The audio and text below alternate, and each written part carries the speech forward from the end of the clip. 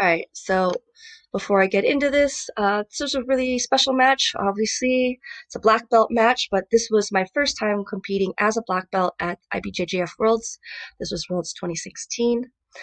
Um, I eventually made it to the finals where I went against Cesare Matuda and lost. But all in all, it was a very, very special weekend. One, obviously, first Worlds as a black belt, but getting to fight or have a match against someone I had looked up to since I was a blue belt. That's the crazy thing about black belt is that tends to happen, right? You're gonna compete against people who you looked up to when you're at the lower belts. So really great weekend, and all my matches leading up to that were very memorable. This was my very first one against Fiona Watson. Fiona and I have been fighting each other since blue belt, so it's nice to see how like we evolve throughout the years. She's super tough, super game, and let's get right into it. So right away, I'm a guard puller, so I get my grip and I go. I don't wait. Um, Probably was hard to see, but right as soon as I pulled, I sat. I already laced my leg through. You can see right here. You don't see where my leg is, but it's already laced over her arm. So she's pressuring into me. Um, for that knee cut, she's trying to pass, but I'm just relaxing. I'm chilling. I know that I have my lasso in. I know that she can't pass. So I just make sure that I can clear the leg and recover to close guard. Close guard is my favorite guard. Doesn't matter from white belt to black belt. If I can get to close guard, I feel very confident. So I usually take my time. I don't rush or anything. You can get right to my pack. So she's trying to get close guard open right away. I already just have my grip on the sleeves and I'm prepared. I keep my close guard locked. She's trying to get her knee up in the middle and I keep my hips up high, trying to cut the angle. I was trying to attack her other arm for like a cross guard, but she dropped down. She knew what I was going for. And so again, I have the sleeves ready and try to for over the top sweep, but it was failed. All right, cool. So there's this like nice little sequence things here. So I'm going to start going backwards. It's really important that once things get set into motion, you're not attacking just one thing at a time. Okay. You're usually going to attack one thing in order to give opportunity for another thing, right? Um, my number one attack for when people try to stand up to break open close guard is an over the top or a balloon sweep. And if that fails, then I can easily recover with either shooting for a submission or just recovering back to close guard. It's a very low risk but high reward, and it's something I've been doing since I was a blue belt. Um, and again, there's like really really great rewards. So in this case, we're gonna go play that again. She stands up. I open to try to go for the top, and I'll go back real quick because it happens pretty quick. Right, so you see that in order to avoid being swept over the top, she bases out to the side. So it offsets her weight, so I can't take her over because she's not directly over me, right? But that also creates a wide opening here. Look at this space right here. So that space I'm going to take advantage of. And as we go, my leg is going to go right through that space that was created. In which case, if there's space, you go for a triangle right there. You see, trying to bring that leg over. But she did a really good job, right? Right away, she wants to stop that triangle by putting that knee up in the middle. And you saw, like, I went for the triangle first. She put the knee up. I saw it wasn't going to work for the triangle. Then I brought over my other leg, my left leg, over the shoulder. Let's rewind that real quick. For omoplata, right here. You see that? But same thing, her knee was blocking me. So with this knee in the way, it blocked both submission attempts. So the best thing to do after that is just to recover. Now, I should go back. Now, and for me, recovering, I knew I wouldn't have the ability to recover back to regular close guard. Why? Because my foot was already over the shoulder right here. So back a little bit more. Here. Okay, so you can see that I have one leg under and I got one leg over. So I'm already set up for either omoplata or triangle. And I would have a hard time getting back to closed guard. When her knee is in the middle, her arm is in the middle. And she was keeping a good base and keeping good distance, keeping good frame with that shin. So what I'm going to go into here is what I call shin on shin. And it's a variation of spider that I started playing, I want to say like end of purple belt. And I was playing it a lot at brown, and I still play it now as a black belt.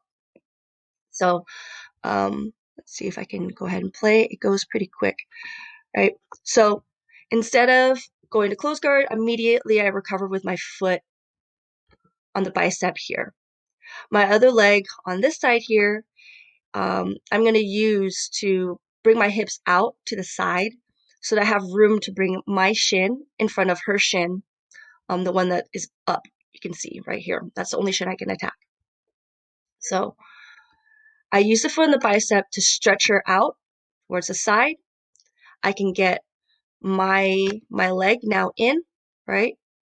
And with that, I load her up, and now I'm going to stretch her out. There you go. So this is going to create a lot of good openings for me, right? For the person on top, their options are this. It's like, well, they feel like they're going to be swept because all of their weight is going to this side here, right? All the weight is going to this side. At the same time, like this leg is up here and it's hovering. So they are in a very precarious position. More often than not, they are worried about being swept. And so they kind of don't realize that a submission is actually being set up.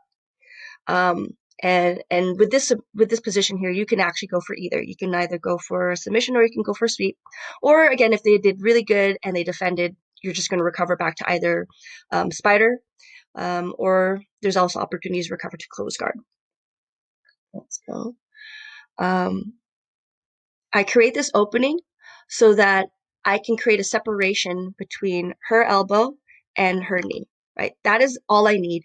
Once I have a separation between the elbow and the knee, that's where I can go ahead and shoot the leg through. So keep going. You see that she doesn't want to get swept, so she posts on her elbow, but that means her knee and her elbow is separated. You can see her elbow is here, her knee is here, and that means my leg is free to go wherever it wants to go. Here, she posts over. There you go. I'm already bringing that leg through. I'm stepping up. So my foot on her bicep stayed there. This is what I use, right? This foot here on the bicep stayed there so that I can actually lift my hips up. I'm bringing my hips very close to her armpit here. And when I make that, when I close off that distance now, this is where I can start really setting up a lot of my attacks. Right here. Yep, see, I'm going to step up. And there you go. Trap the arm. Okay. Now she did a good job again, right?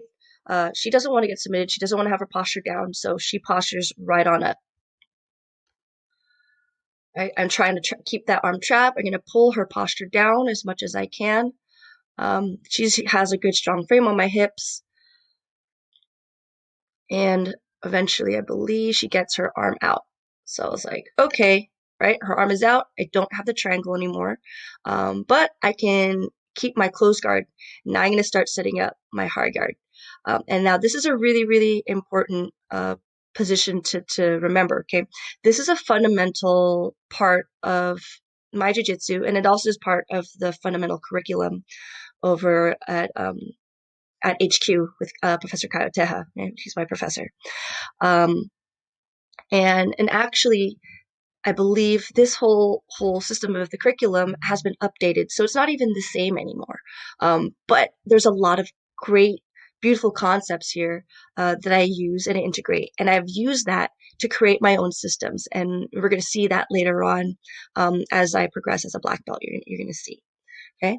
Bring her posture down, and I trap her shoulders. So now I'm in a really good position here to start either attacking triangles or omoplatas. I lace my hand, go back a little bit, right? So after I've broken her posture down and I've trapped her shoulder, all my weight is making sure her arm, I'm going to make sure that elbow stays on the mat here because now it's easier for me to keep her posture down here. I'm pulling her head down, not just with my shin behind her neck, but I'm also going to secure that pressure a little bit more. I bring my arm underneath my leg, I open up the lapel, and then I pass my hand. So now I can really keep that leg in. So even if she postures up, it's going to be very hard for her to do so. Okay. I want to make a frame, and I bring it through. There you go. Set up the omoplata. Now, that was not the cleanest way to do it. That's not 100% like the fundamental way, but in a tournament, you're going to have to do what you need to do as necessary. And I was definitely on a mission that day. So, I knew I could make that position happen. I wouldn't suggest that, other people do the same exact thing unless you have flexibility to work with, because otherwise you might hurt yourself, or you just won't be able to do it. So never depend on flexibility. On that day, I said, like, screw it, I'm just gonna go straight to it, pull the leg through, and set up that omoplata. Right. I'm still holding on very tight to her, over her hips, so she can't posture up too much. I have my legs locked because she is grabbing onto my shin. And here you see I'm starting to mess with her lapel. You kind of saw that really briefly. And that's going to be an anchor for me to pull myself up later. So now I can come up. So she's doing a good job. She's staying on her knees. I can't pull her over. And as I fed that lapel over, what I'm doing actually is I'm just making it, I'm opening it so I can kind of loop my arm in and get to her collar, with my arm that is over her body. And since I couldn't pull her over, I ended up just rolling over through, and there's the tap right here. It's like an omoplata, with a choke. A bit. So I set that up, right? Again, I already had her lapel, so I could loop my hand up, and I pop over. So in order for her to escape, she would need to keep continuing on in like this direction here, right? She'd need to turn in that direction. But what I do with my other free arm is to prevent her from going in that direction any further. My arm comes up and secures underneath her arm, and there I can pull her towards me. And you can already see that my hand is laced here. Right. And then there's a tap. So it's definitely something that I use a lot, except it's a lot cleaner now since I've had time to really refine that position. It is one of my favorite submissions, having multiple submissions to play with, like an omoplata and a choke. And hope you guys enjoyed that match.